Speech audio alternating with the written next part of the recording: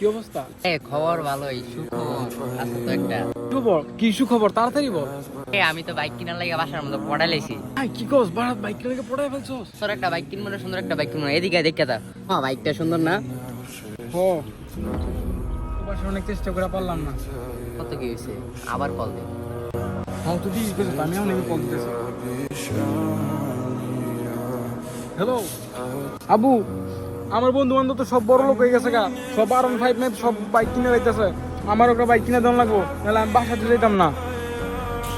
এত টাকা কই পাবো বাবা? আমার কালকার মধ্যে বাইক লাগবো। না, আমার বাইক লাগবোই লাগবো। ওইটা অনন্ত আর মেয়ে দিই না? দেখছিস বেড়া, এখনো তোরা বাইক কিনে দিব। আরে বন্ধু কি অবস্থা? তো ভালো তো। এই তো ভালো চলতেছে। আমি দূরে দাঁড়ায় দাঁড়ায় তোদের কথাগুলো শুনতেছিলাম।